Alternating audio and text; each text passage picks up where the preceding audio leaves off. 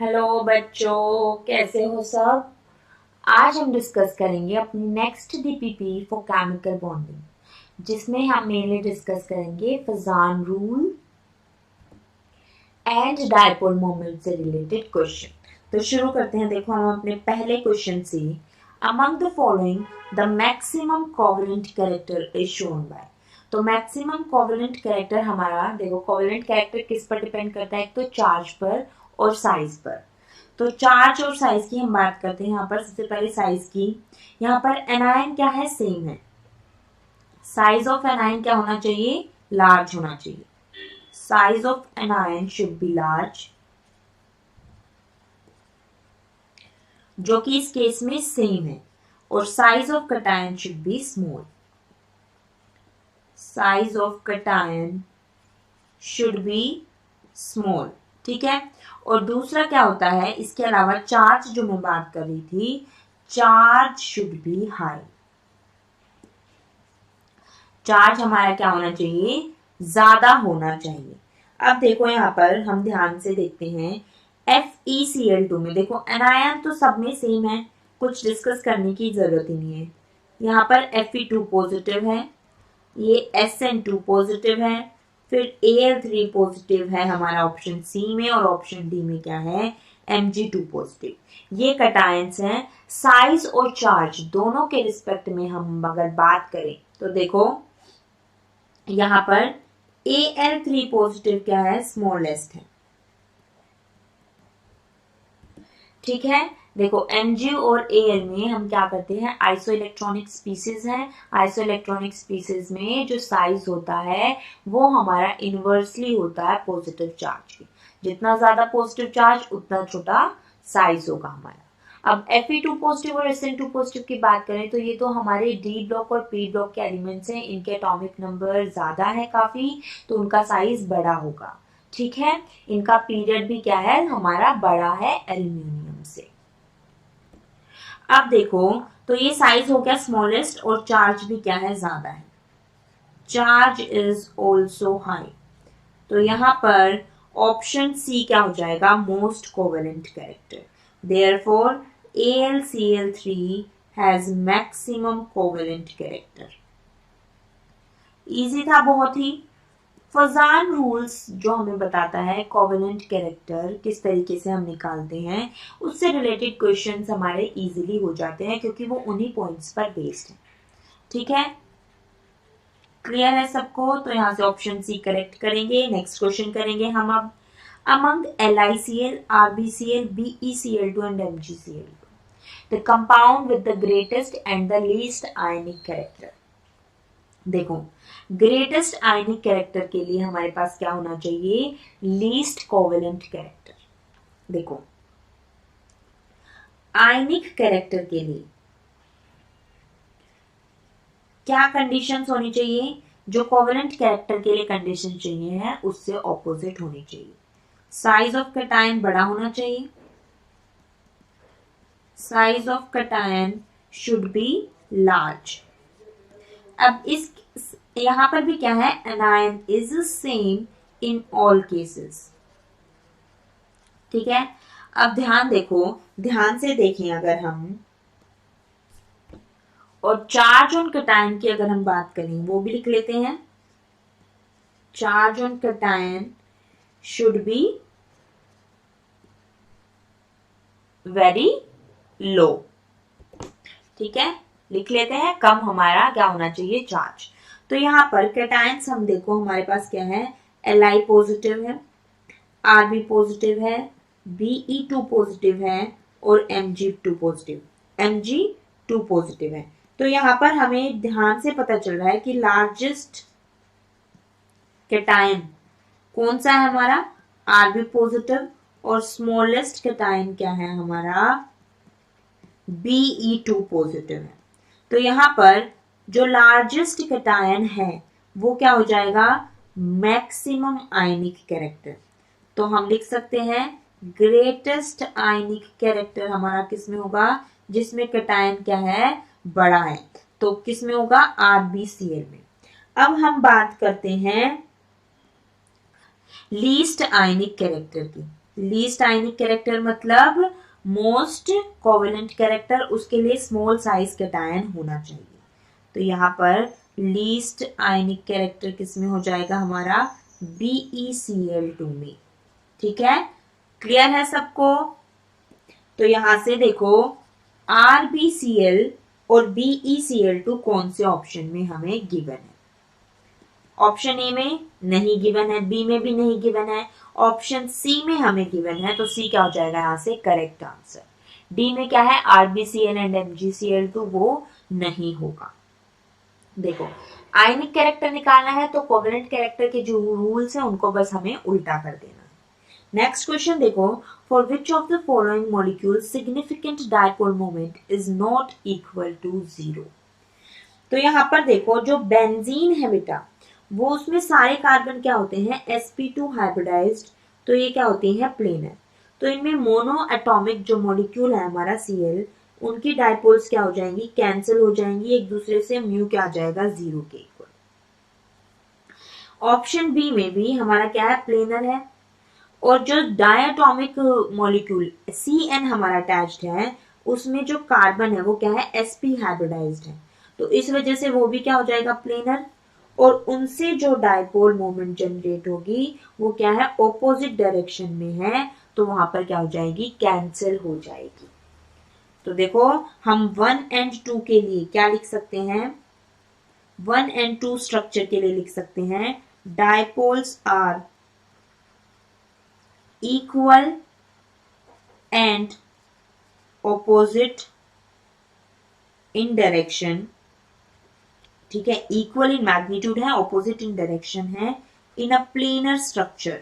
ठीक है, in a planar compound, therefore they cancel out each other, they cancel out each other, जिसकी वजह से म्यू हमारा किसके इक्वल हो जाएगा, 0 के इक्वल हो जाता है। अब हम बात करते हैं ऑप्शन 3 एंड 4 में। ऑप्शन 3 में क्या है, जो ऑक्सीजन है वो क्या है, sp3 हाइब्रिडाइज्ड है। ठीक है, उस पर क्या है, 2 लोन पेयर है। देखो इसी तरीके जब हम इसका स्ट्रक्चर बनाएंगे, जो बेंजीन है वो तो बिल्कुल हमारा प्लेनर रहेगा, बट जो ऑक्सीजन होगा उस पर क्या होते हैं, 2 लोन पेयर प्रेजेंट। ठीक है, अब इसकी डायरेक्शन हमारी चेंज हो सकती है। देखो तो यहां पर क्या है, dipoles does not cancel out each other, तो यहां पर ये किस तरीके से प्रेजेंट हो सकते हैं, देखो इस तरीके से भी प्रेजेंट हो सकते हैं, और एक और तरीका है जहां पर ये जिस कॉन्फ़िगरेशन में प्रेजेंट हो सकते हैं, ऑक्सीजन में क्या होगा, दोनों हाइड्रोजन जब एक ही क्या होंगे, ध्यान से देखो, एक ही डायरेक्शन में होंगे, तो यहां पर mu not equal to 0, cancel out नहीं होगी डायपोल में। यहां पर ऑपोजिट डायरेक्शन में है तो यहां पर क्या हो जाएगी, म्यू इज इक्वल्स टू 0 हो जाएगी। ध्यान से देखेंगे इस चीज को, यहां पर क्या है हमारा, म्यू इज इक्वल्स टू 0 हो गया। लिख लेती हूं मैं इस चीज को, क्योंकि यहां पर मैं हाईलाइट कर देती हूँ इस चीज को, ये क्या है हमारे ऑपोजिट डायरेक्शन में, ये जो है इस तरीके से ऑपोजिट डायरेक्शन में, बट यहां पर क्या है, सेम डायरेक्शन में है, जिसकी वजह से क्या होगी, dipoles does not cancel out each other, dipoles does not cancel each other। इसी तरीके से सिमिलरली हमारा SH में भी एक कॉन्फ़िगरेशन इसी तरीके से प्रेजेंट हो सकती है। तो यहाँ पर 3 एंड 4 में mu is not equal to 0 हो जाएगा। तो ऑप्शन सी में हमें 3 एंड 4 गिवन है, तो ऑप्शन सी क्या हो जाएगा यहाँ से करेक्ट आंसर। ध्यान से देखेंगे, हम SH वाले कॉन्फ़िगरेशन को भी इसी तरीके से अरेंज कर सकते हैं, जब दोनों के दोनों हाइड्रोजन क्या होंगे, सेम डायरेक्शन में हमारे होंगे। ठीक है, क्लियर है। तो यहां पर क्या होंगे, डायपोल्स एक दूसरे को कैंसिल नहीं कर पाएंगे। क्लियर है सबको। तो यहां से option C is the correct answer. ये एक इंपॉर्टेंट क्वेश्चन है, इसको ध्यान से समझना है और करना है, कभी आ भी सकता है ये हमारा एग्जाम। ठीक है, नेक्स्ट देखो, which has maximum dipole moment. तो देखो हमें यहाँ पर बेंजीन के क्लोरो डेरिवेटिव्स गिवन है और मैक्सिमम डायपोल मोमेंट हमें निकालना है। तो डायपोल जब हम बनाते हैं तो क्या होता है, उसका एरो मोर इलेक्ट्रोनेगेटिव एटम की तरफ होता है और बैक साइड पर जहां पर इलेक्ट्रोपॉजिटिव एटम प्रेजेंट है उसको हम क्या कहते हैं, उसको कट कर देते हैं, नीचे छोटा सा पॉजिटिव होता है। इस तरीके से देखो अब यहाँ पर हम सारी ऑप्शंस में डायपोल्स को बना देते हैं, ठीक है। अब यहाँ पर देखो बेंजीन तो क्या होता है, प्लेनर है, तो ये सारे स्ट्रक्चर हमारे क्या है, प्लेनर है। तो यहाँ पर ये तो क्या हो जाएगा, ऑप्शन सी में डायपोल्स एक दूसरे को क्या कर देंगे, कैंसिल कर देंगे, क्योंकि इनका जो रिजल्टेंट डायपोल होगा देखो इस डायरेक्शन में होगा और ये रिजल्टेंट डायपोल और ये वाला डायपोल क्या करेंगे, cancel out each other, cancel out each other. तो यहां पर म्यू क्या हो जाएगा, 0 हो जाएगा। इसी तरीके से ऑप्शन डी में भी डायपोल्स क्या करेंगे, एक दूसरे को कैंसिल कर देंगे और म्यू हमारा 0 हो जाएगा। बट अगर हम बात करें ऑप्शन बी में तो रिजल्टेंट क्या आ रहा है, हमारा एक ही डायरेक्शन में आ रहा है, ठीक है। तो यहां पर डायपोल नॉट इक्वल टू 0 रहेगा।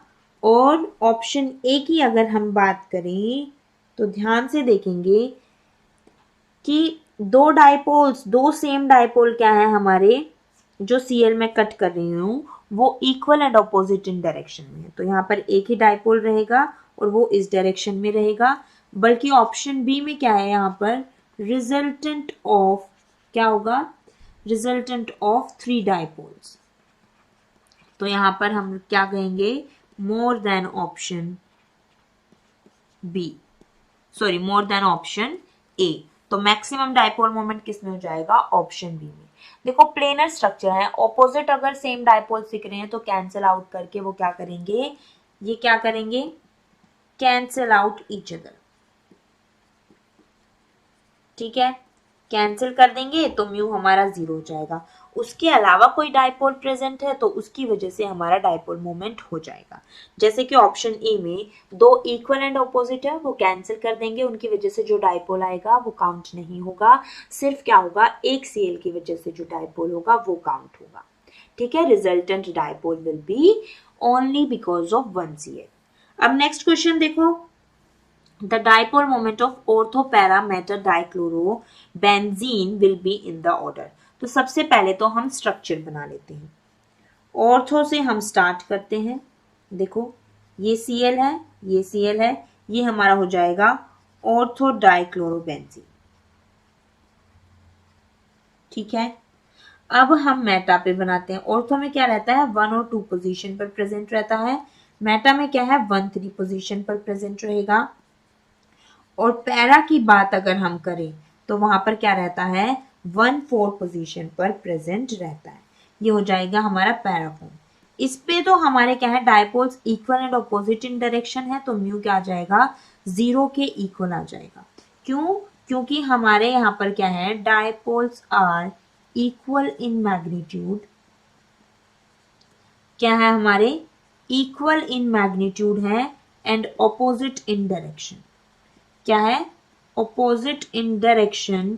तो हमारा म्यू क्या आ जाएगा, 0 के इक्वल आ जाएगा। अब हम देखो ऑर्थो और मेटा में डायपोल्स की डायरेक्शन दिखाते हैं। तो देखो बेटा ध्यान से देखेंगे इस चीज को, यहां पर क्या है, हमारा 60 डिग्री का एंगल है ऑर्थो के केस में, और मेटा के केस में हमारा है 120 डिग्री का एंगल। तो देखो यहाँ पर इसको थ्योरेटिकली छोड़ते हैं, मैं यहाँ पर इसको वैल्यू निकाल के बताती हूँ किस तरीके से होता है। म्यू इज इक्वल्स टू, जो म्यू रिजल्टेंट होता है उसकी बात हम कर रहे हैं। म्यू रिजल्टेंट हम कब निकालते हैं, जब हमारे एक से ज्यादा डायपोल्स प्रेजेंट हो। Mu resultant is equals to root of mu 1 square, ठीक है, फर्स्ट डायपोल का स्क्वायर प्लस म्यू 2 का square plus 2 into mu 1 mu 2 into cos theta. तो यहाँ से हमारा डायरेक्टली प्रोपोर्शनल आ रहा है किसके, म्यू रिजल्टेंट कोस थीटा के, ठीक है, क्योंकि यहाँ पर μ1 इज इक्वल्स टू μ2 है। तो यहाँ पर देखते हैं दोनों केस में कोस थीटा क्या है, फर्स्ट केस में है 60 डिग्री, तो कोस 60 डिग्री जो होता है हमारा वो होता है 1/2, और अगर हम बात करें कोस 120 डिग्री की, ये होता है -12, ठीक है। तो इस वैल्यू की वजह से हमारा कौन से वाला ज्यादा आएगा, कोस 60 की वैल्यू ज्यादा आएगी।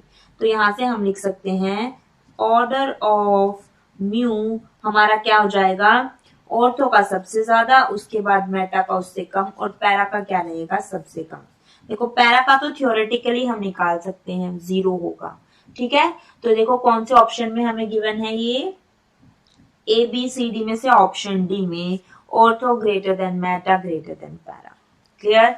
नेक्स्ट क्वेश्चन देखो अब, the dipole moment of HCl is 1.03 dBi. If HCl bond distance is 1.26 angstrom, what is the percentage of ionic character in the HCl bond? अब हमें परसेंटेज आयनिक कैरेक्टर निकालना है। देखो परसेंटेज आयनिक कैरेक्टर का हमारा फॉर्मूला होता है, वो होता है observed dipole moment, observed mu divided by calculated mu into 100, ठीक है। परसेंटेज है तो हम क्या करेंगे, इसको 100 से मल्टीप्लाई कर दिया। तो अब हम यहाँ पर ऑब्जर्व्ड म्यू कितना है, देखो ऑब्जर्व्ड डायपोल मोमेंट की अगर हम बात करते हैं तो ये हमें गिवन है 1.03 डिबाई। बस इसको हमें यूनिट्स में चेंज करना है, कौन सी, कूलम्ब मीटर की यूनिट्स में। तो देखो 1 डिबाई होता है 3.33 into 10 to the power -30 coulomb metre. तो 1.03 डिबाई हमारा इक्वल आ जाएगा, इसको मल्टीप्लाई करेंगे 1.03 से तो हो जाएगा 3.4 into 10 to the power -30 coulomb metre.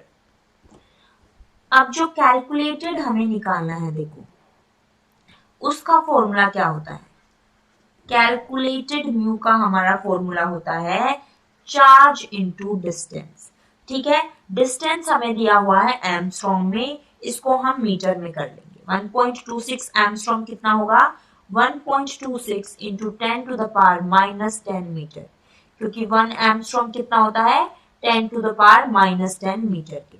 तो ये तो हो जाएगा हमारा डी। अब क्यू क्या होता है, चार्ज, ठीक है। यहां से क्यू हमारा क्या आ जाएगा, चार्ज जो होता है इन ESU। ध्यान से देखेंगे चार्ज किस पर होता है, और ये चार्ज ऑन इलेक्ट्रॉन हम यहाँ पर लेते हैं। This is equals to Q, और इसकी वैल्यू कूलम्ब में हम सबको पता है 1.6 into 10 to the power -19 coulomb. तो यहां से देखो हम वैल्यू निकाल लेते हैं कैलकुलेटेड म्यू की। कैलकुलेटेड म्यू डायपोल मोमेंट हमारा कितना जाएगा, 1.26 इंटू 10 टू द पावर -10, और इसको हम मल्टीप्लाई कर देंगे, चार्ज होगा जो हमारा इलेक्ट्रॉन पर, कितना होता है 1.6 इंटू 10 टू द पावर -90, और इनकी यूनिट्स क्या हो जाएगी, मीटर एंड कूलम। तो ये मल्टीप्लाई करके हमारा आ जाएगा 2.04 into 10 to the power -29 coulomb metre. तो देखो दोनों की यूनिट्स हमने सेम कर ली, अब इनको हम फॉर्मूले में पुट कर देंगे, कौन से, परसेंटेज आयनिक कैरेक्टर के फॉर्मूले में। तो देखो यहां से हमारी क्या आ जाएगा value, 3.4 into 10 to the power -30 divided by 2.04 into 10 to the power -29, और हम क्या करेंगे, उसको फर्दर मल्टीप्लाई करेंगे 100 से। तो ये अप्रोक्सीमेटली आ जाता है हमारा 17% के इक्वल। आंसर तो हमारा था 16 पॉइंट समथिंग, बट यहाँ पर सारा अप्रोक्स करके दिया हुआ है, तो अप्रोक्सीमेटली 17% वो आ जाएगा। तो ऑप्शन डी में 17% गिवन है, वो क्या हो जाएगा हमारा correct answer of this question. Next question देखो अब, the melting point of RBBR, rubidium bromide is given, while that of sodium fluoride is given 988 degree Celsius. The principal reason for this fact is, तो हमें बताना है कि NaF का melting point ज्यादा क्यों है रुबीडियम ब्रोमाइड से. ऑप्शन ए मोलर मास की टर्म्स में गिवन है, the molar mass of NaF is smaller than that of RBBR. Incorrect है ये.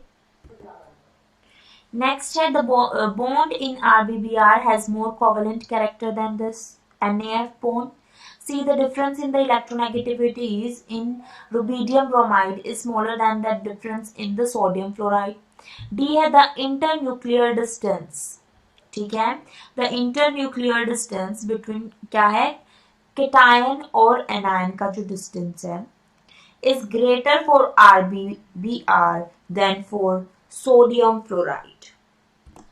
देखो मेल्टिंग पॉइंट हमारा किस पर डिपेंड करेगा, फोर्सेस ऑफ अट्रैक्शन में.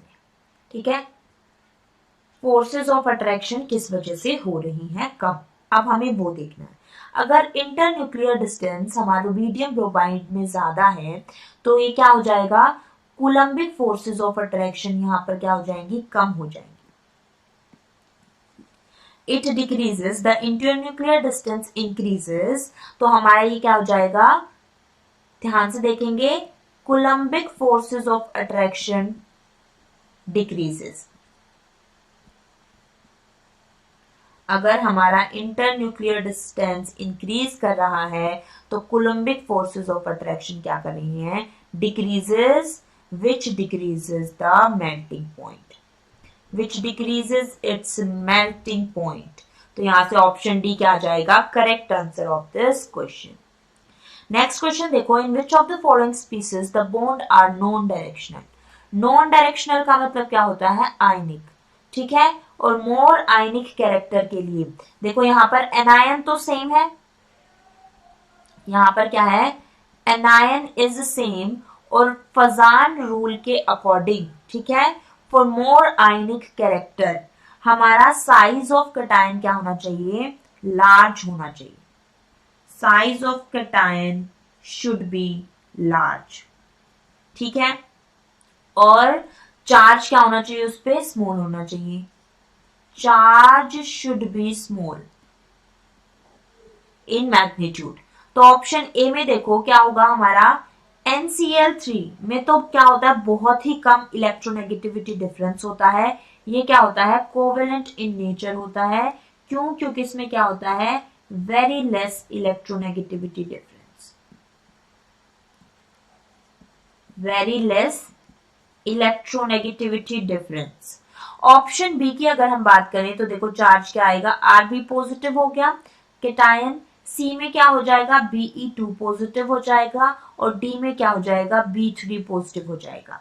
BCl3 भी हमारा क्या होता है, BeCl2 BCl3 ये दोनों ही हमारे क्या होते हैं, कोवेलेंट इन नेचर होते हैं due to their small size and high charge.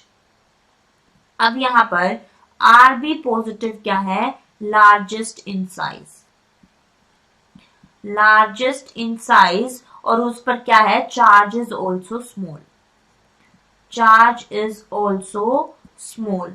तो देयरफॉर हम लिख सकते हैं RbCl is most ionic in nature, most ionic in nature. अब आयनिक इन नेचर है तो जो बॉन्ड होगा वो क्या हो जाएगा हमारा, नॉन डायरेक्शनल.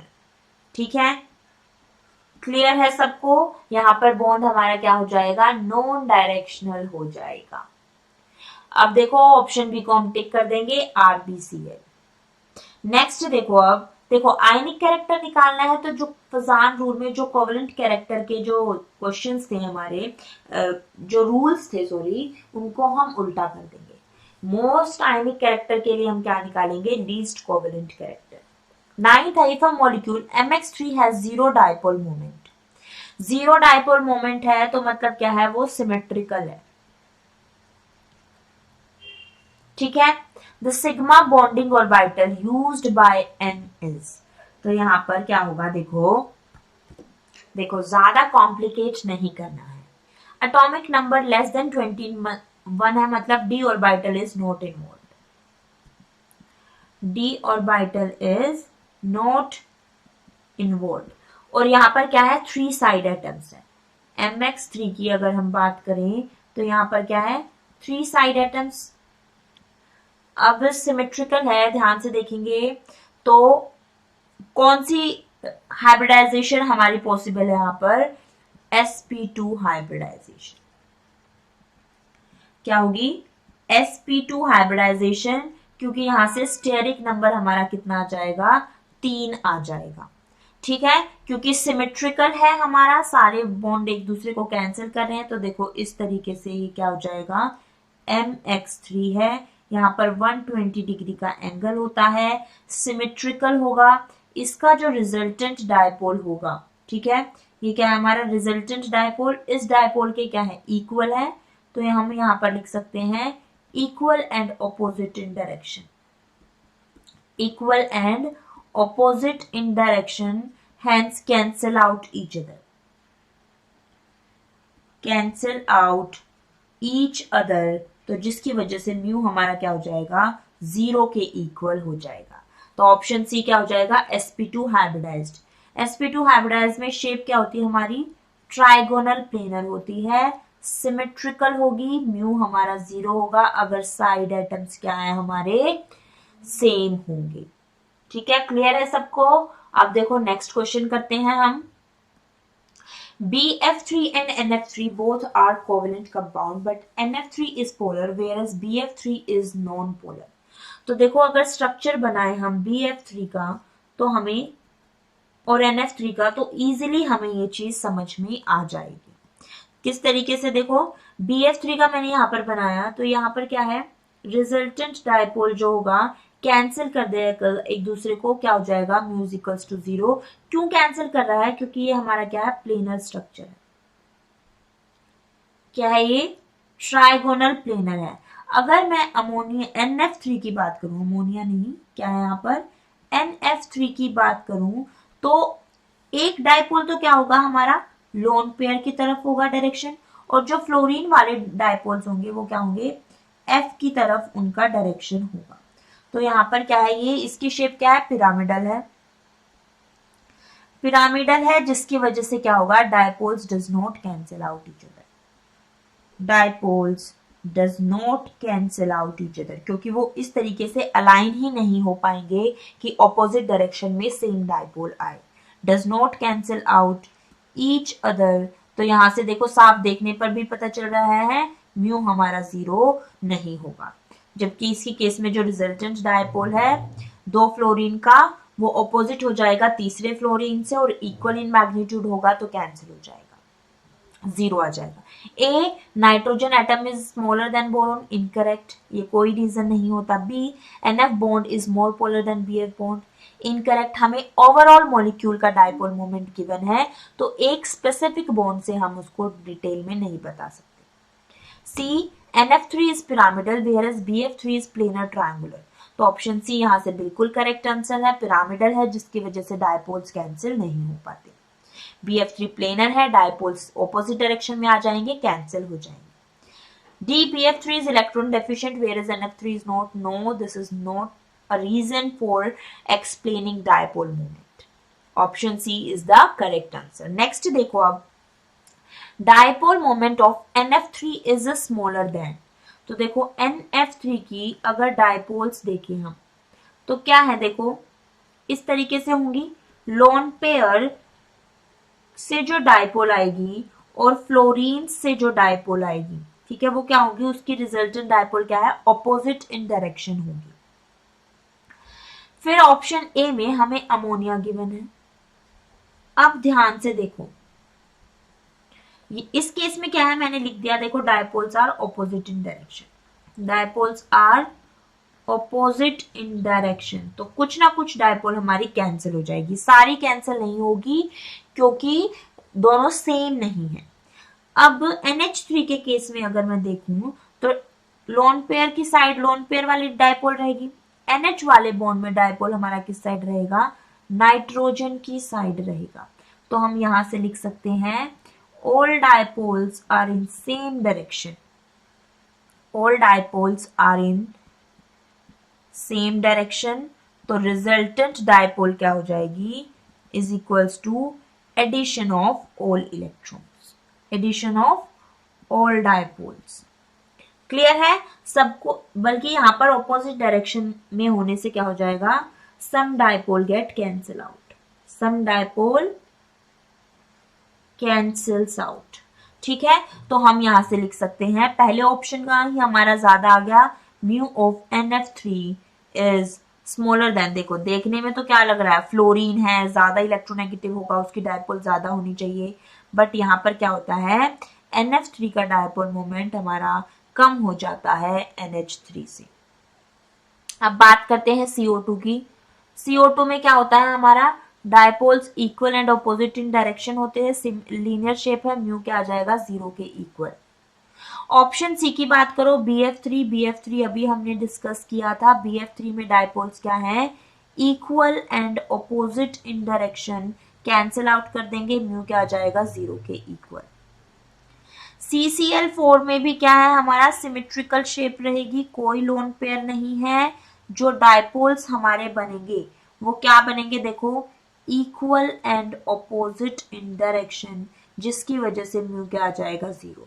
जो नीचे के 3 Cl है उनका रिजल्टेंट जो होगा वो ऊपर वाले Cl से क्या हो जाएगा, कैंसिल हो जाएगा। ठीक है, अब देखो तो यहां से म्यू क्या आ जाएगा, 0 आ जाएगा। नेक्स्ट क्वेश्चन देखो, अब ऑप्शन ए को टिक कर देते हैं और नेक्स्ट क्वेश्चन करते हैं। Which of the following molecule will have polar bonds but zero dipole moment? तो यहाँ पर O2 देखते हैं, सेम इलेक्ट्रोनेगेटिविटी है दोनों एटम्स की, तो यहाँ पर हम क्या रहेंगे, नॉन पोलर बॉन्ड्स रहेंगे। ठीक है, बात करते हैं CHCl3 की। CHCl3 में देखो इस तरीके से है, डायपोल्स एक तो कैंसिल नहीं होंगे, और डायपोल्स की डायरेक्शन में देखो यहाँ पर पोलर बॉन्ड है हमारे, म्यू नॉट इक्वल टू 0 है, और यहाँ पर बॉन्ड्स भी हमारे क्या है, पोलर है। ठीक है, बॉन्ड्स क्या है, पोलर है, जिसकी वजह से हमारा, क्यों, क्योंकि पार्शियल नेगेटिव चार्ज रहेगा क्लोरीन पे और कार्बन पर क्या रहेगा, पार्शियल पॉजिटिव चार्ज, तो ये बॉन्ड हमारा क्या हो गया, पोलर इन नेचर। बट यहाँ पर डायपोल मोमेंट 0 नहीं है। ऑप्शन सी की बात करते हैं हम, CF4 में बॉन्ड्स तो हमारे क्या हो गए, यहाँ पर पोलर हो गए, क्योंकि फ्लोरीन क्या होता है, हाईली इलेक्ट्रोनेगेटिव, तो उस पर पार्शियल नेगेटिव चार्ज आ जाएगा, और कार्बन पर क्या रहेगा, हमारा पार्शियल पॉजिटिव चार्ज रहेगा। अब डायपोल्स की बात करें तो डायपोल्स की डायरेक्शन क्या रहेगी, फ्लोरीन की तरफ रहेगी। ठीक है, तो देखो नीचे वाले 3 फ्लोरीन का रिजल्टेंट कैंसिल कर देगा एक दूसरे को। ठीक है, कैंसिल ईच अदर, तो यहां पर हमारा म्यू क्या आ जाएगा, 0 के इक्वल आ जाएगा। बट बॉन्ड हमारे क्या है, पोलर है, बट डायपोल मोमेंट 0 है, तो ऑप्शन सी यहां से क्या हो जाएगा, correct answer of this question. Clear है बेटा सबको? और ऑप्शन डी क्या है, नन ऑफ दीज इनकरेक्ट हो जाएगा। देखो टेट्राहेड्रल है, सेम साइड एटम्स है, सिमेट्रिकल मॉलिक्यूल है, तो म्यू क्या हो जाएगा, 0। लिख लेते हैं हम इसको, टेट्राहेड्रल म्यू क्या है, 0 के इक्वल आ जाएगा, क्योंकि क्या है, सेम साइड एटम्स हैं। इसको मैं यहां पर अलग कर देती हूँ, सेम साइड एटम्स हैं, तो ये क्या हो जाएगा, हमारा सिमेट्रिकल मॉलिक्यूल है, नो लोन पेयर। ठीक है, तो म्यू हमारा 0 ही आएगा। ऑप्शन सी करेक्ट करेंगे। नेक्स्ट क्वेश्चन करेंगे, विच of the following compound is planar and non polar. तो देखो ऑप्शन ए से हम शुरू करते हैं। नॉन पोलर का मतलब क्या होगा, mu is not equal to 0। ठीक है, शुरू करते हैं। देखो हम एक्सी में हमारा क्या है, इस तरीके से हमारा स्ट्रक्चर बनेगा। एक्सियो4 में ये क्या हो गया, sp3 हाइब्रिडाइज्ड हो गया, सिमेट्रिकल हो गया। ठीक है, सारे के सारे साइड एटम सेम है, तो डायपोल्स हमारी क्या हो जाएंगी, कैंसिल हो जाएंगी। Dipoles will get cancel out, mu क्या आ जाएगा, 0 के इक्वल आ जाएगा। तो यहाँ पर ये क्या है, ना तो प्लेनर है, sp3 है, तो यहाँ पर शेप क्या हो जाएगी, टेट्राहेड्रल हो गई। टेट्राहेड्रल हो गई तो हम क्या कहेंगे, नॉट प्लेनर।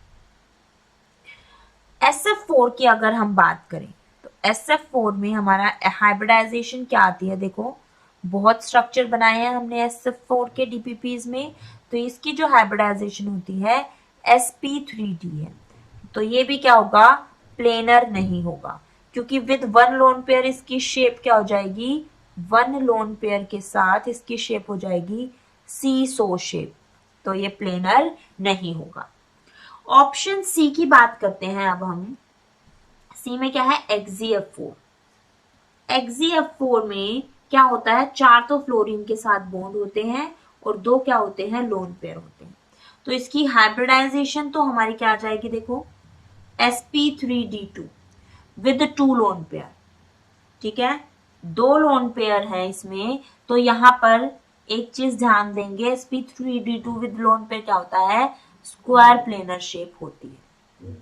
क्या होगी इसकी, स्क्वायर प्लेनर शेप होगी। तो यहां से हमें पता चल गया ये क्या है, हमारा प्लेनर है। और हमें बताना है नॉन पोलर। नॉन पोलर हमारा क्या होता है, म्यू इज इक्वल्स टू 0 आएगा, क्योंकि डायपोल मोमेंट 0, पोलर है, mu is not equal to 0। तो यहां पर ध्यान से देखो, ये जो फ्लोरीन की वजह से रिजल्टेंट होगा और इन दोनों फ्लोरीन की वजह से जो रिजल्टेंट होगा वो क्या करेगा, कैंसिल आउट कर देगा, कैंसिल कर देगा एक दूसरे को। और लोन पेयर्स की वजह से जो रिजल्टेंट आ रहा है, डायपोल्स आ रहे हैं, वो भी एक दूसरे को कैंसिल कर देंगे, तो म्यू क्या आएगा, 0 के इक्वल आएगा। तो यहां से हम लिख सकते हैं equal dipoles are opposite in direction. Equal dipoles are opposite in direction. इसकी वजह से क्या होगा, therefore cancel out each other. Clear है सबको? तो म्यू क्या हो जाएगा, इससे हमारा 0 हो जाएगा। अब ऑप्शन डी देखो, ऑप्शन डी में क्या है, CF4 है, ठीक है, CF4 है, टेट्राहेड्रल है, म्यू हमारा 0 आ जाएगा, ठीक है। प्लेनर तो नहीं है बट म्यू हमारा 0 है बट प्लेनर नहीं है, ठीक है।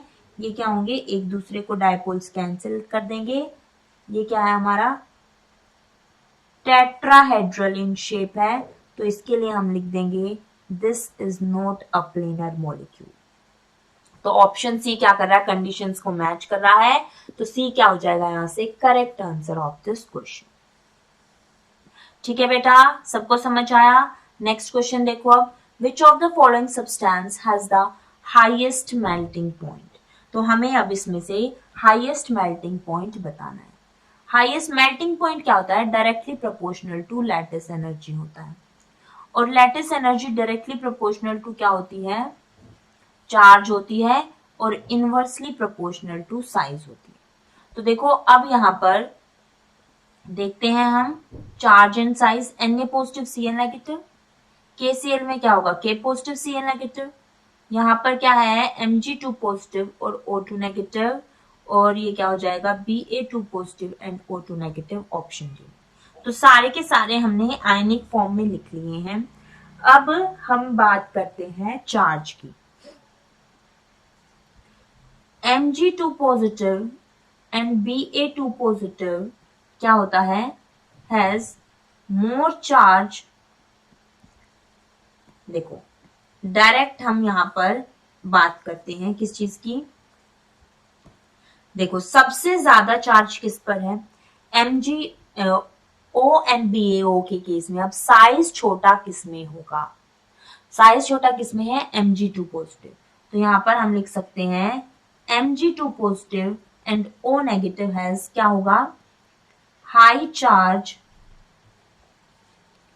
And small size, high charge and small size, therefore उनकी लैटिस एनर्जी क्या होगी, हाई होगी। Therefore the lattice energy is high and hence highest melting point. क्या होगा उनका? हाईएस्ट मेल्टिंग पॉइंट होगा। तो यहां से कौन सा ऑप्शन करेक्ट हो जाएगा? Option C is the correct answer. Clear है सबको? अब देखो नेक्स्ट क्वेश्चन करेंगे हम। The stability of ionic crystal principally depends on. Stability of ionic crystal हमें बतानी है किस पर डिपेंड करती है। Option A, high electron affinity of anion forming species, B, lattice energy, C, low ionization energy of cation, D, low heat of sublimation of cation forming solid। तो जो stability of ionic solids है, ध्यान से देखेंगे, stability of ionic crystals हमारी directly proportional होती है lattice energy से। ठीक है, जितनी ज्यादा लैटिस एनर्जी होगी हमारी उतनी ही ज्यादा स्टेबिलिटी होती है। क्लियर है? तो यहां से हमारा ऑप्शन भी क्या जाएगा? Correct answer of this question. ठीक है बेटा, तो ये थी हमारी आज की डीपीपी। आई होप सबको सारे क्वेश्चन अच्छे से समझ में आए होंगे। That's all about it. Thank you very much बच्चों, and I wish you all the best for your future.